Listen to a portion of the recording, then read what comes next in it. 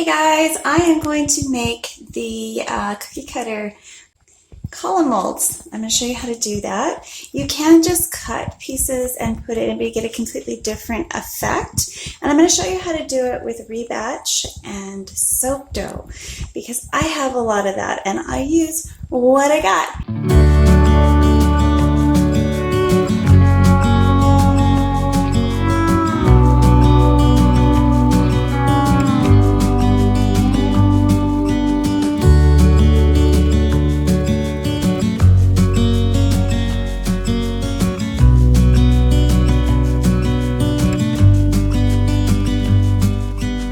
So this is actually for another collaboration with my friend Renee. So wait for that. I'm really excited about that.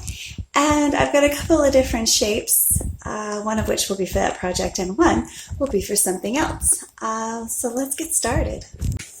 So this is the cookie cutter I have chosen. And I have scads and scads of soap. So let's get started with just cutting it out. I guess they were like, let's see if this is big enough. This is a really big butterfly, so I'm not sure how well this is. And as you can see, this is the soap end of one of my my signature soaps. So my naked honey soap. I'm just gonna push it back out and build a stack. Now I don't need a whole bunch of these, but they do need to stick together well. So we're going to do that. I'll put them over here. And I don't want to bend the bottom piece. So you're going to have to line them up really well. So make sure as you cut,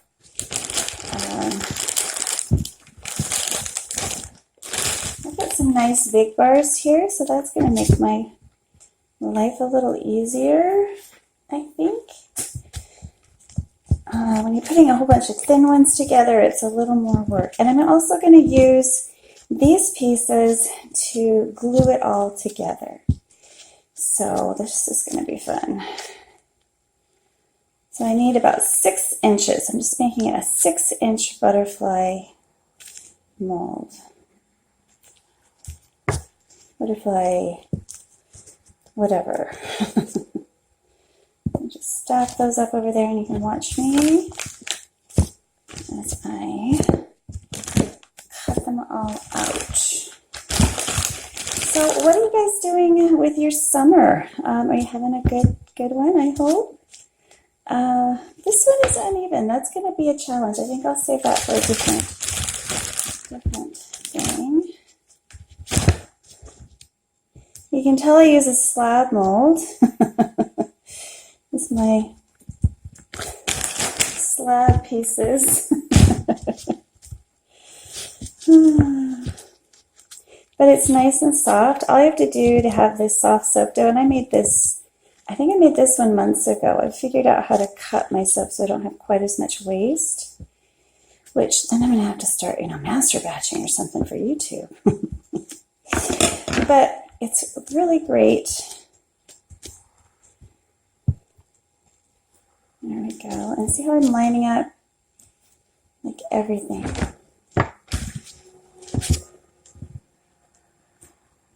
Now these are going to be kind of uneven because they are end pieces, right? You're going to have all of these wrinkles and holes. And so what do you have to do to fix that? Well, we're going to fill it in and we're going to glue it together with actual soap. Instead of pressing it or like you can heat it up and try to bind it. That didn't work real well for me. I'm just going to melt down some soap dough and melt it all together. Now I'm going to make this a little bigger than what I think it should be because I don't want it to be too small. I'm not making a 5-pound loaf, I'm just making 5 bars, which I think is almost 2 pounds. Oh, so pretty. So I think that's just about right. But as you can see, it's uneven. And if I press it, it's just going to warp them. So the next step is going to be taking these little pieces, melting them down, and gluing this and creating a cohesive embed. So if you're not great at just, like free-forming a ice cream cone like Tiara can, or doing beautiful things like Biaeta from Sorcery Soap, you can use your cookie cutter collection to create some beautiful things with the soap dough as well. So I'm going to show you the next step. I'm going to take these, and I'm going to take about a half a cup. I don't need all of it. I'll put the rest of it back in my bag. I save these for other projects. I'm going to be making some other beautiful things later today because I needed this time to create. So I'm just going to get a bowl.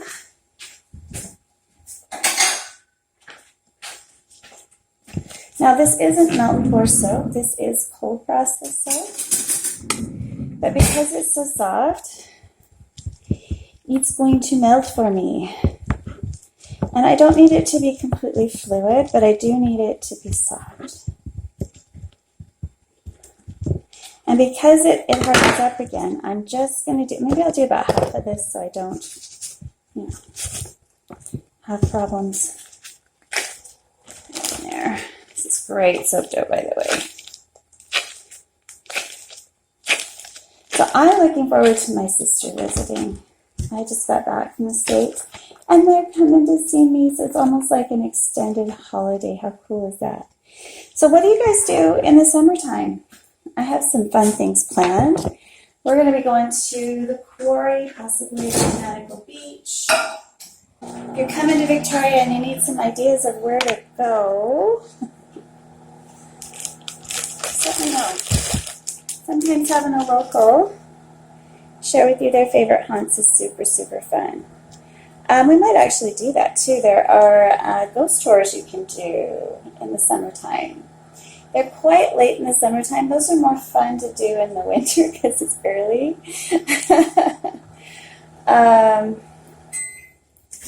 But it's something I didn't do when I was in the UK, when I was in London. It's something that I kind of wanted to do, that I didn't do. But see how soft my soap is after 30 seconds? This is why I can pipe with it and do all sorts of wonderful things with it. So we're just going to coat some layers and stack. And go ahead and squeeze all that excess out. Just make sure you get all your gaps filled in. And I can trim it back later. But this is what I did for the unicorn soap. So if you really like that unicorn soap and how nicely it cut, it's because I actually did do a little bit of extra work. I used fresh CP, cold process soap, for that one because I had it. But if you don't, and you do have soap dough, because a lot of my friends do craft with soap dough, and that can be done too. So do the next layer, like making a sandwich. And I don't want too much in my, around my delicate features of this. Let's see if that works a little better. Yeah, I like that better. I can go back and fill in the sides. It's just these little middles where things are going to be uneven because of, other bits of soap. We want to make sure we get a good adhesion. So this is more of a tutorial, guys. I don't do tutorials that often. Mostly tips and tricks. My friend thinks I should teach classes online. I love teaching.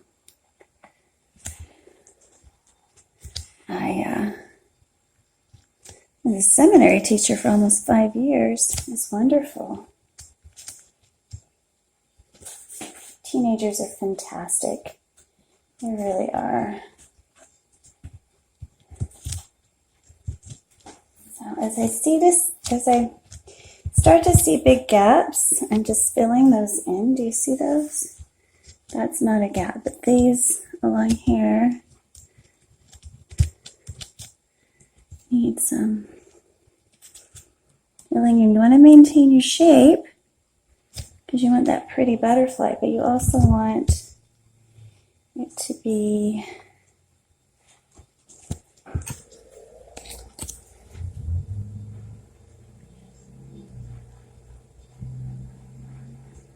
well done, I guess.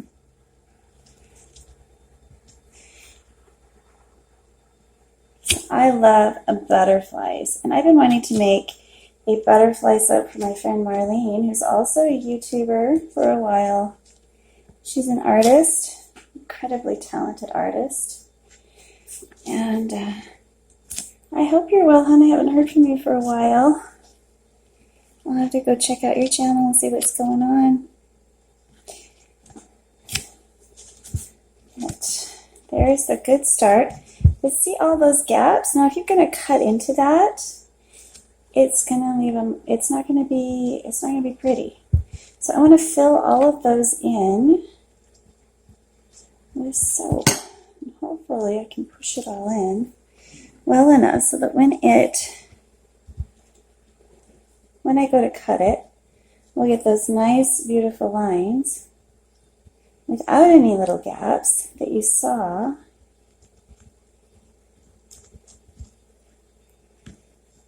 In the unicorn soap. And there we go, a lot of those gaps are gone. I'm also going to have to go back and trim.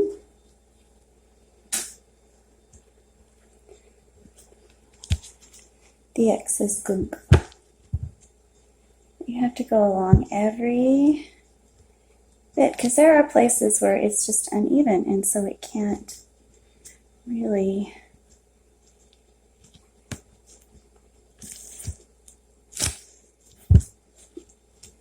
do what you want it to.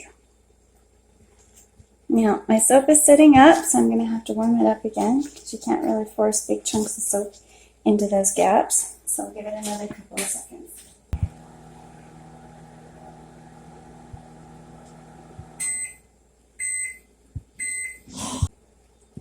Now, because I haven't added additional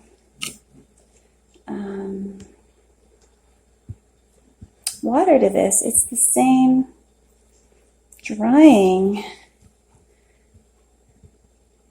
rate or curing rate as the soap that I'm molding. So I shouldn't have any issues there either. Now while I'm in here, I can go ahead and shape that nice and straight and get all the little gaps filled in. Now it's easier to mold something that already has a shape. I'm not real great at doing this from scratch, but I can maintain an original ish. See how the gaps are gone? We're going to do this side. Again, lots and lots of gaps. We're going to fill them all in.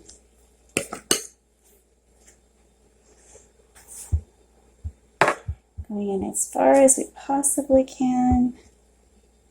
Right in there. So that when we slice it, it's like it was one big piece.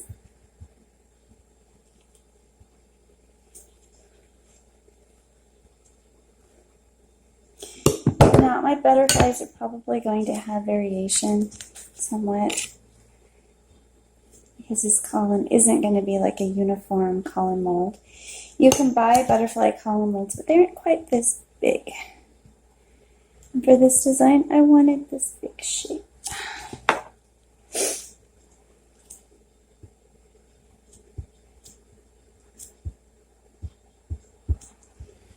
Okay.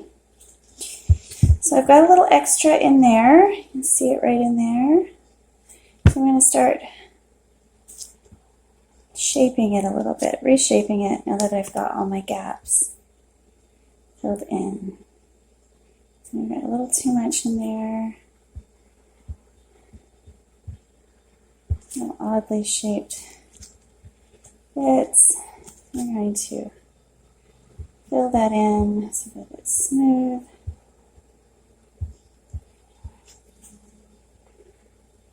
Now, can you do this for large scale? No. So once you get to the large scale soaper and you want to do fancy stuff like this, you probably have to invest in an extruder.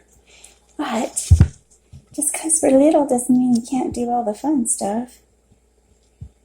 It just takes us longer. I can't. Is that nice and even? Nice. Point.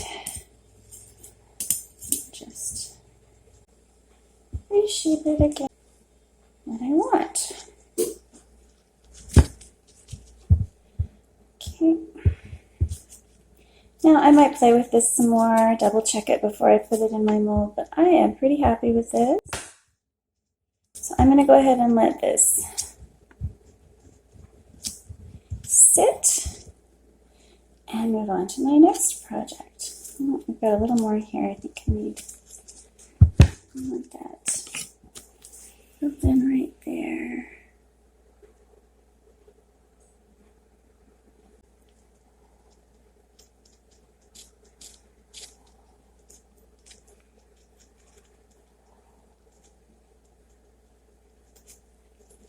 Okay. So basically you want to try to get those lines from your cookie cutter filled in.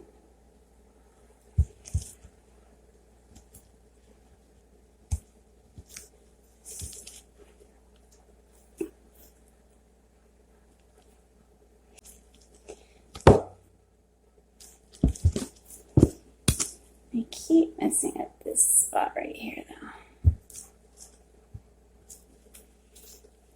This tiny little detail, I don't want that lost. I'm going to be using some flowers. There we go. There is a column mold created. And come back on August 1st to see it completed in its project with Soaps for Love. So we'll see y'all next time. Bye for now. Have fun with your cookie cutters. Now, if you create something with this technique, let me know. If you do things a little differently, let me know. We can learn from each other. And I'll see you guys next time. Please click like and subscribe if you enjoyed my channel. And come on back another time. Bye, guys. Have a wonderful summer.